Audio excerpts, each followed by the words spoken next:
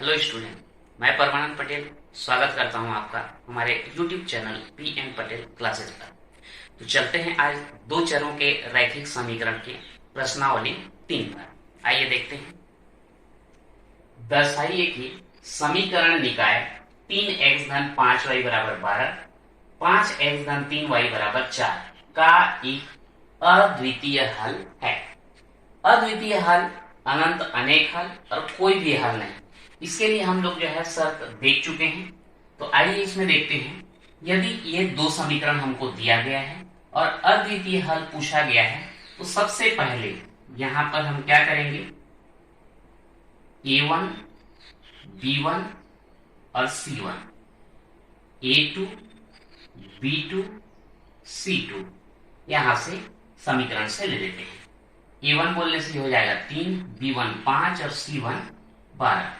तो A1 का हो गया 3, B1 का हो गया 5, C1 का हो गया 12।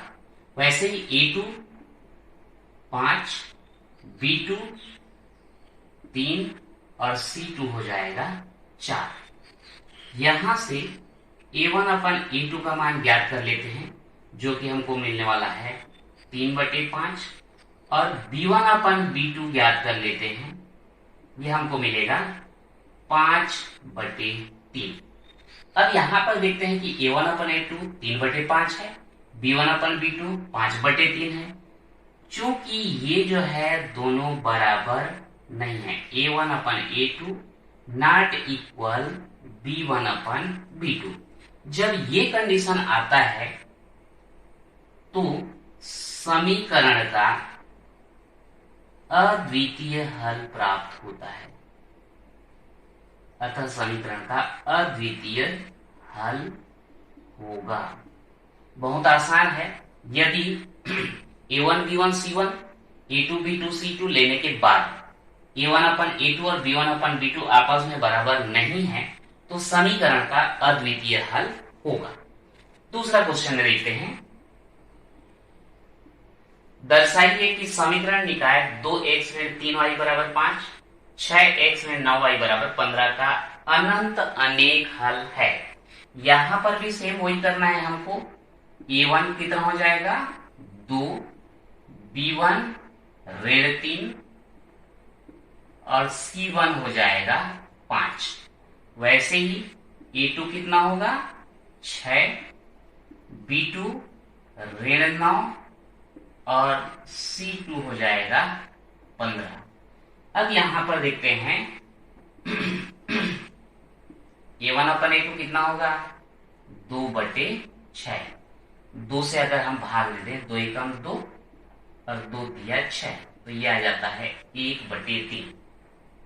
B1 अपन B2 देख लेते हैं, ये होगा -3/9, -3/9, 3 एकम 3 तिया, ये ऋण और ऋण का धन हो गया, यहां भी आया 1/3। C1 अपन C2 कितना हो जाएगा 5/15, 5 एकम 5, 5 तिया 15, ये भी कितना आया 1/3। A1 अपन A2 1/3, B1 अपन B2 1/3, C1 अपन C2 1/3। चूंकि ये तीनों जो है आपस में बराबर है, लिख देंगे चूंकि A1 अपन A2 इक्वल B1 अपन B2 इक्वल C1 अपन C2। इसलिए समीकरण निकाय का अनंत अनेक हल होगा। अनंत अनेक हल होगा। अब यहां पर अगर आप ये सोच रहे हैं कि A1 B1 C1 और A2 B2 C2 कहां से हम चयन करते हैं, तो सीधे सी बात है, उसके लिए हम A1x plus B1y plus C1 equal 0, ये जो होता है, या फिर यहां पर इक्वल C1 लिख सकते हैं ऐसा। इससे हम तुलना करके जो है A1 B1 C1 ज्ञात करते हैं। वैसे ही A2x plus B2y plus equal C2 के अनुसार जो है A2 B2 C2 का हम चयन करते हैं, और इसी के आधार पर हम देख सकते हैं कि अद्वितीय हल होगा, कि अनंत अनेक हल होगा, या कोई भी हल नहीं होगा। यह रहा हमारा अगला क्वेश्चन। के का मान ज्ञात कीजिए जिसके लिए समीकरण निकाय का कोई भी हल न हो।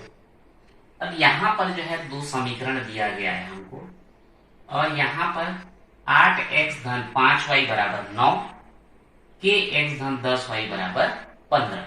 अब यहां पर जो के दिया गया है उसका ऐसा मान ज्ञात करना है कि जिसके लिए जो है समीकरण का कोई भी हल नहीं होना चाहिए।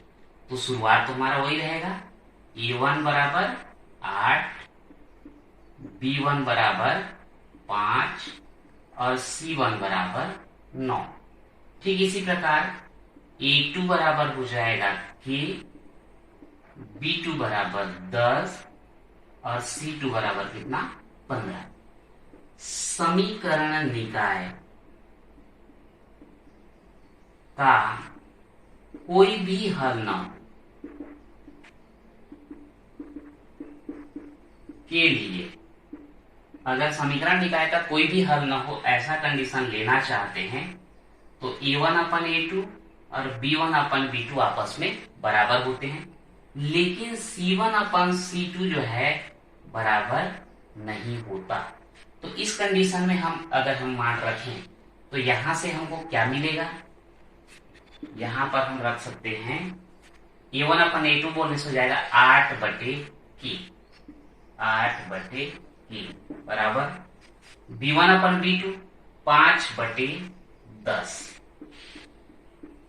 और नॉट इक्वल क्या है c1 अपन c2 तो 9 बटे 15। चूंकि हमको यहां पर k का मान ज्ञात करने के लिए बोला गया है इसलिए हम ये दोनों को ले लेंगे। ये हो जाएगा 8 बटे k बराबर 5 बटे 10। अगर हम पीरियड गुणा कर दें तो k गुणित 5 बराबर 8 गुणित 10, या k का मान ज्ञात करेंगे तो 8 गुणित 10 बटे 5, 5 एकम 5 दूनी, तो k बराबर कितना हो जाएगा 8 दूनी 16। अगर हम यहाँ पर k का मान कितना रख दें 16 रख दें तो इस समीकरण का कोई भी हल प्राप्त नहीं होगा। तो ये हो गया आपका समीकरण निकाय का कोई भी हल न हो के लिए जो है k का मान। इसी में एक दूसरा क्वेश्चन देखते हैं। दूसरा क्वेश्चन दिया गया है kx धन 3y बराबर 5, ये है kx धन 3y बराबर kx धन 3y बराबर 3 और 12x धन ky बराबर 6। तो यहां पर हम क्या करेंगे, a1 k, a2 12, b1 3, b2 k, c1 3 और c2 कितना 6। यहां लिखेंगे समीकरण निकाय के कोई भी हल न हो के लिए क्या आ सकता है। तो यहां पर लिखेंगे a1 upon a2 equal b1 upon b2 not equal c1 upon c2। तो a1 अपन a2 में कितना आएगा k बटे 12, b1 अपन b2 3 बटे k और not equal c1 upon c2 के लिए 3 बटे 6। इसको समीकरण 1 डाल देते हैं। ठीक है, अब ये दोनों बराबर है जिससे हमको k का मान मिलेगा। तो हम क्या करेंगे, यहां लिख देंगे समीकरण 1 से क्या k बटे 12 बराबर 3 बटे k, दोनों का गुणा करें k वर्ग बराबर 12 किया 36, तो k बराबर वर्गमूल 36 या k बराबर वर्गमूल निकालेंगे 36 का तो आएगा 6, और ये जो है प्लस और माइनस दोनों आता है, यानी कि k का मान या तो +6 होने वाला है या फिर -6। लेकिन यहाँ पर k के हमको दो मान दिखाई दे रहा है, हमको k का एक मान चाहिए, तो यहीं से हम फिर से ले सकते हैं। ये दोनों को तो ले चुके हैं, अब इन दोनों को लेते हैं, तो पुनः समीकरण 1 से लेना पड़ेगा। तो समीकरण 1 से फिर से अगर हम लें तो मान लो 3/k और नॉट इक्वल कितना है 3/6, वही तिर्यक गुणा वाला सिस्टम। तो 3 गुणित k, अब नॉट इक्वल रहेगा 3 गुणित 6, या k नॉट इक्वल, इसको इधर ले आए, 3 गुणित 6/3, ये दोनों कैंसिल। तो यहाँ k का मान जो है 6 नहीं होना चाहिए बोल रहे, ध्यान देना। यहाँ के अनुसार k का मान +6 भी हो सकता है, -6 भी हो सकता है, लेकिन इसके अनुसार क्या बोल रहा है कि k का मान जो है 6 नहीं हो सकता। अतः k का मान केवल क्या हो सकता है -1। यहाँ पहले कंडीशन में k का +6 -6 दोनों हो सकता था, लेकिन इस कंडीशन के अनुसार देखा जाए तो k का मान 6 नहीं हो सकता बोल है, तो k का मान कितना होगा फिर -6 होगा। ये आपका क्या हो जाता है आंसर। तो कभी कभी जो है ऐसे कंफ्यूजन वाली स्थिति बनती है, तो इसलिए हम लोग जो है दोनों कंडीशन को लेकर के यहाँ पर हल करते हैं। यह रहा हमारा अगला क्वेश्चन। समीकरण निकाय के अद्वितीय हल के लिए k का मान ज्ञात करो। पहला दिया है kx धन 2y बराबर 5, 3x धन y बराबर 1। यहाँ पर ध्यान रखेंगे अद्वितीय हल के लिए। तो ये पहले में से अगर हम देखें तो a1 का मान कितना होगा कि b1 का मान कितना होगा 2, c1 का मान 5, वैसे ही a2 का 3, b2 का 1 और c2 का 1। अब यहाँ पर जो है अद्वितीय हल के लिए क्या होता है, अद्वितीय हल के लिए हमको मालूम है कि a1/a2 नॉट इक्वल b1/b2 अद्वितीय हल के लिए होता है। तो यहाँ पर k/3 और नॉट इक्वल b1/b2 बोलने से कितना हो जाएगा 2/1। तिर्यक गुणा कर देते हैं तो k नॉट इक्वल 6। अब यहां पर जो है k नॉट इक्वल 6 का क्या मतलब, अतः k के अतिरिक्त कोई भी वास्तविक संख्या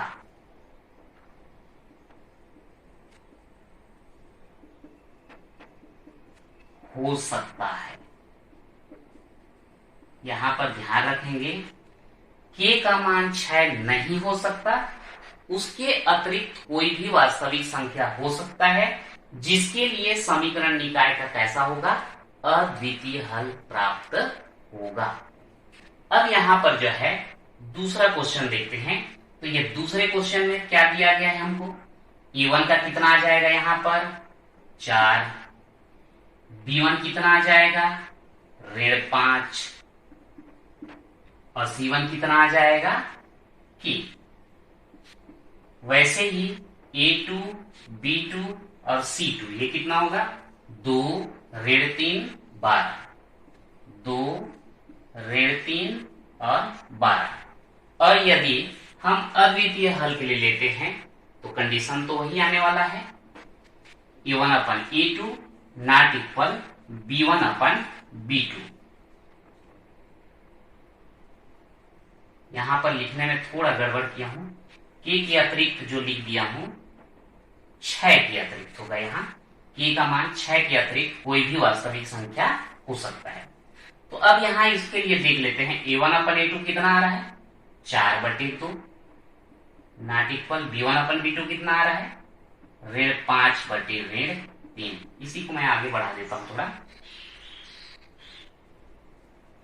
हाँ, यहाँ पे गौर करने वाली बात आ गया कि 4/2 नॉट इक्वल दिया है 5/3। यहाँ पर जो है k का कोई रूल नहीं है, यहाँ पर k आया ही नहीं है। और जब के आया ही नहीं है तो यहां पर अद्वितीय हल के लिए के का कोई मान नहीं हो सकता। अब चलते हैं समीकरण निकाय के अनंत अनेक हल के लिए के का मान ज्ञात करना। समीकरण निकाय के अनंत अनेक हल के लिए के का मान ज्ञात करो। यदि समीकरण क्या दिया गया है, के एक्स ऋण 6y बराबर के 2x ऋण 3y बराबर 12, तो सिंपल है a1 का मान 4, b1 का ऋण 6, c1 का के, a2 का 2, b2 का ऋण 3 और c2 का हो जाएगा 12। यहां लिख देंगे अनंत अनेक हल के लिए हमको क्या मिलने वाला है, a1 अपन a2 इक्वल b1 अपन b2 इक्वल c1 अपन c2। मान को रख देते हैं 4/2 बराबर ऋण 6/3 बराबर k/12। आप इसको समीकरण डाल के रख सकते हैं। अब यहां पर जो है आपकी मर्जी, ये पहला और अंतिम वाले को लेंगे फिर भी के का मान मिलेगा, दूसरा और अंतिम वाले को लेंगे फिर भी के का मान मिलेगा। तो यहां पर हम लिख देते हैं समीकरण 1 से पहले जो है ऋण 6/3 बराबर k/12, इसको हम पहले ले लेते हैं। वैसे माइनस माइनस का प्लस हो जाएगा और 3 एकम और 3 दूनी, यहाँ पर आएगा 2 बराबर k/12, या फिर यहाँ पर ऐसे कर सकते हैं 3 एकम 3 3 दूनी 6, तो ऐसा भी कर दो 2/1। तो अब यहाँ पर k बराबर 12 दूनी कितना आ गया 24। तो यहाँ पर जो है k का मान कितना मिल रहा है हमको 24। पुनः समीकरण 1 से एक बार समीकरण 1 से और ले लेते हैं। जैसे इन दोनों को लिया गया था, अब इन दोनों को ले लो। 4/2 बराबर k/12, तो ये क्या होगा 2 एकम और 2 दूनी, तो 2/1 बराबर k/12। तो यहां से भी k बराबर 12 दूनी 24। तो पहले कंडीशन में भी कितना मिला, k का मान 24। दूसरे कंडीशन में भी कितना मिला, k का मान 24। अतः k बराबर कितना हो जाएगा 24। यानी कि अगर k का मान 24 रखा जाए तो समीकरण निकाय का अनंत अनेक हल होगा। यहाँ पर ध्यान देंगे, ये जो स्थिति आता है, ये समीकरण 1 से 2 अलग अलग स्थिति लेते हैं। दोनों ही स्थिति में अगर k का मान बराबर हो, वही जो है हमारा k का मान होगा।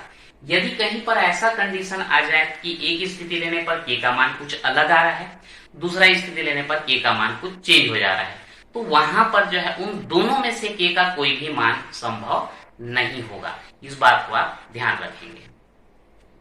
ये रहा हमारा अगला क्वेश्चन, देखते हैं। k का मान ज्ञात कीजिए यदि एक सरल रेखा 2x ऋण ky बराबर 9 बिंदु 1 ऋण 1 से गुजरती है।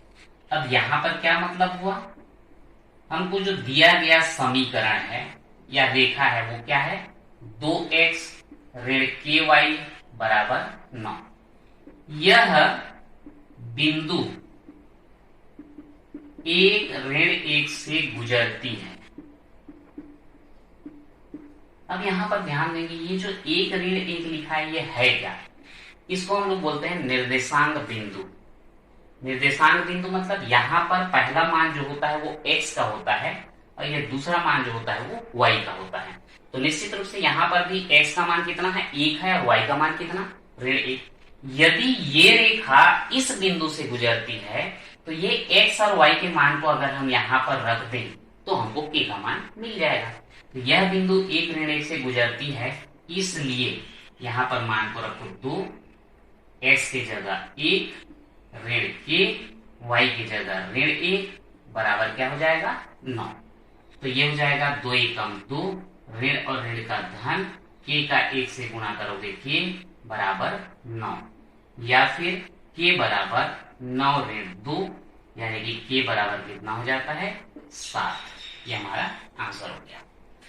तो इस प्रकार से जो है इस चैप्टर में हम लोग जो है काफी सारा चीज देखे हैं। समीकरण होता क्या है, समीकरण निकाय को हम कैसे हल करते हैं, उसके लिए 3 विधियां देखे हैं, प्रतिस्थापन विधि, विलोपन विधि और वज्र गुणन विधि। तीनों विधि में हम अलग अलग तरीके से इसको हल करते हैं। यदि कथन के रूप में दिया गया है तो कथन से पहले समीकरण प्राप्त करते हैं, फिर उसको हल करते हैं। लेकिन यहाँ पर जो है हमको समीकरण दिया गया हो और कथन लिखना हो, ऐसा प्रश्न नहीं देखे। तो एक प्रश्न ऐसा भी देख लेते हैं कि समीकरण को देख करके आपको कथन कैसे लिखना होता है। तो ये हमारा प्रश्न है, हमको समीकरण दिया गया है x धन y बराबर 60 और x बराबर 3y। इसका जो है हमको कथन लिखना है। चूंकि यहाँ पर 2 चर राशि हमको दिया गया है, एक है x और दूसरा है y। अब इसको आप अपने हिसाब से जो है सोच लीजिए कि ये है क्या। आप कुछ भी मान सकते हैं, जैसे इसको एक संख्या मान ले, इसको दूसरी संख्या मान ले, है ना। तो ये 2 संख्या हो जाएगा, x पहली संख्या, y दूसरी संख्या। अगर हम इसको ऐसा माने, पहली संख्या और दूसरी संख्या मान लें, तो उसके आधार पर इन दोनों को हम क्या बोल सकते हैं, ध्यान दीजिएगा। अगर इसके आधार पर चलें तो x क्या है, पहली संख्या, y क्या है, दूसरी संख्या।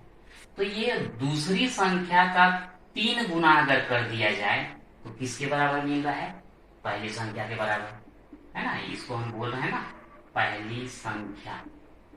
y को क्या बोल रहे हैं, दूसरी संख्या। अब दूसरी संख्या में गुणा कितने का है, 3। तो ये 3 को हम क्या बोलते हैं, 3 गुना। क्या बोलते हैं, 3 गुना। तो हम इसको कैसे बोलेंगे, एक संख्या दूसरी संख्या का 3 गुना है।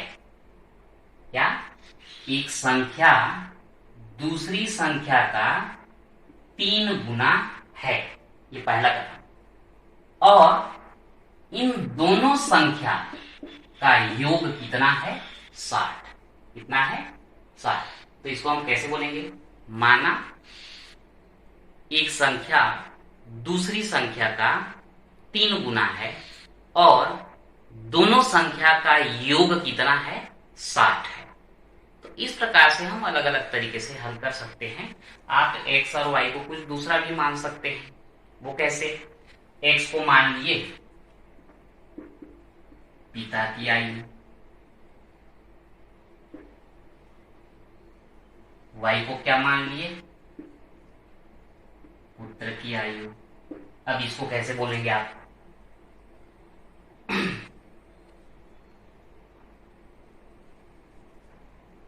पिता और पुत्र के आयु का योग कितना है, 60। और पिता की आयु पुत्र की आयु की कितनी गुनी है, 3 गुनी। तो हम यहां पर लिख देंगे पिता और पुत्र की आयु का योग 60 है और पिता की आयु पुत्र के आयु का 3 गुना है। तो ऐसा x और y को अलग अलग चीज मान करके हम कथन के रूप में लिख सकते हैं। तो इस प्रकार से जो है आज अपना 2 चरों का रैखिक समीकरण वाला चैप्टर समाप्त होता है। तो आज के लिए इतना ही, मिलते हैं फिर किसी नेक्स्ट वीडियो पे।